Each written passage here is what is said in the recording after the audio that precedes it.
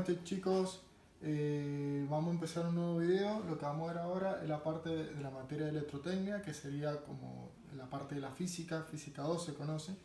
El tema que vamos a ver es electromagnetismo. Para hablar de electromagnetismo, primero tenemos que hablar de qué es lo que descubrió el físico Orested.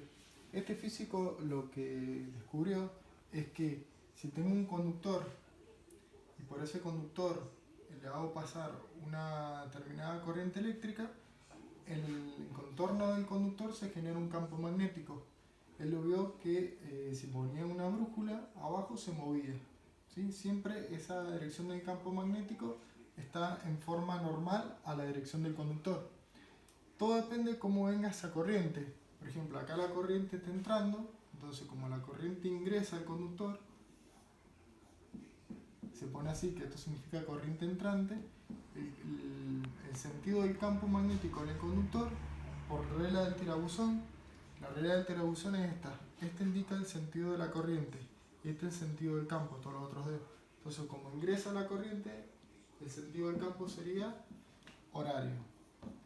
Si la corriente sale, el sentido del campo sería, ahora la corriente sale, como que sale acá del plano del pizarrón, entonces sería en aquel sentido, o sea, en sentido antihorario.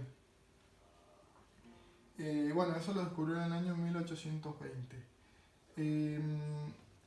Al hablar de ahora de un campo magnético, tenemos que hablar de las magnitudes que miden ese campo magnético. La primera es el flujo magnético, que me indica la cantidad de líneas de campo, ¿sí?, que se están produciendo cuando por un conductor circula una determinada corriente eléctrica. Eso se mide en Weber y se representa con la letra Phi. Después tenemos la inducción magnética, que es aquella que me establece cuánta cantidad de líneas de campo pasan por una determinada sección. En este caso, ya la vamos a ver más enseguida con un ejemplo de una bobina. Pero bueno, acá sería, la fórmula sería B, que sería la inducción magnética, igual a flujo dividido sección, y eso me daría en Tesla. Siempre nosotros estamos hablando en el sistema internacional de medida, o en Argentina es el SIMELA. Bueno, entonces flujo en Weber y la sección en metro cuadrado, Weber sobre metro cuadrado me da Tesla.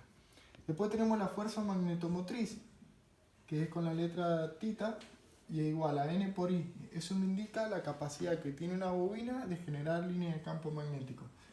La unidad sería en el sistema internacional la corriente en amperes, y N, que es el número de espira, serían vueltas, los amperes vueltas. Pues otra magnitud muy importante es la intensidad del campo magnético, que me indica lo intenso que es el campo magnético en función del largo que tenga el circuito magnético o la bobina, y la intensidad de corriente que está pasando. Entonces me quedaría amperes vuelta sobre metro. Esta intensidad de campo, ven que acá es N por I, es lo mismo que si yo pusiera que H es igual a la fuerza magnetomotriz dividido la longitud del circuito magnético, ¿sí?, en este caso de la bobina. Bueno, y después tenemos otra magnitud muy importante, que es la que se llama la permeabilidad magnética. La permeabilidad magnética, eso va a ver cómo se va a ir concentrando la línea de campo en una determinada sustancia. Por ejemplo, yo acá tengo una bobina que no tiene, digamos, agarré un cable de cobre y la bobiné, ¿sí? Pero acá agarré esa misma cantidad de cobre que puse acá, pero lo enrollé sobre un determinado hierro, que sería una sustancia ferromagnética. Entonces, en esta bobina, que estaría con núcleo de aire, se le llama, que no tiene nada, acá le hago pasar una corriente, entonces se va a generar una determinada cantidad de campo magnético, una inducción inicial, ¿sí? Ahora, si a esa misma bobina le enrollo sobre un pedacito de hierro y le hago pasar la misma corriente, vamos a ver que se va a generar un campo distinto, que va a ser B, otra inducción magnética. Esa inducción va a ser mucho mayor que esta, y eso se debe a la presencia de la sustancia ferromagnética que está acá.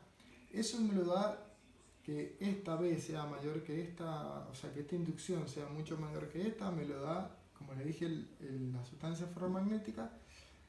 Y esa sustancia ferromagnética viene ¿por qué? Porque tiene una propiedad que es la permeabilidad relativa. Eso está tabulado y depende de cada sustancia. Entonces, si yo multiplico la inducción inicial por la permeabilidad relativa propia de cada sustancia, me da la inducción final.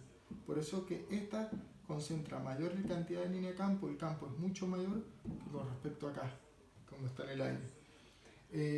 Bueno, la permeabilidad relativa también está asociada con la permeabilidad del vacío y con la permeabilidad absoluta. ¿Qué quiere decir esto? Que la permeabilidad absoluta, que esta que está acá, que se llama con la letra mu, va a ser igual a la permeabilidad del vacío por la permeabilidad relativa.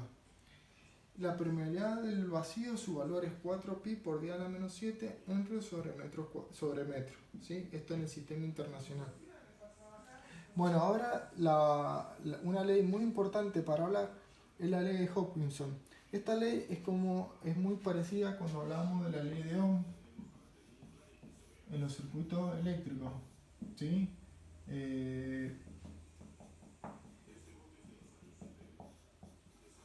Si ustedes comparan esto, es muy parecido a esto que está acá.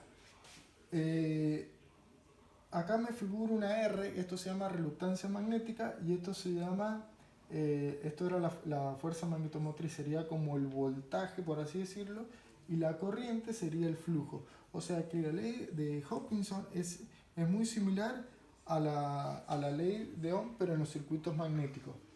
¿Qué es lo que es la reluctancia? Me indica digamos, cuál es la capacidad que tiene un determinado material de dejar o no establecer la cantidad de línea de campo. Como si fuera, es como si sería como una resistencia magnética. ¿Cómo la puedo calcular? Y la puedo calcular en base a la longitud del circuito por la permeabilidad absoluta, que es la que vimos recién acá, por la sección del circuito magnético. Bueno, eso me daría la reluctancia, que la unidad sería henry a la menos 1. O sea, si no lo vieron menos de abajo, sería así. HI a la menos 1. Bueno, esto sería la primera parte de lo que vamos a estar viendo de electromagnetismo. Cualquier duda me lo hacen saber en los comentarios. Igual este video está hecho para que comprendan algunos conceptos básicos del electromagnetismo. ¿Sí? Ahora lo que viene en la segunda parte digamos, del tema, viene lo que es la parte de la ley de Faraday y ley de Lenz, que son leyes muy importantes en el electromagnetismo. Así que bueno, suscríbanse al canal y denle like. Hasta la próxima, saludos.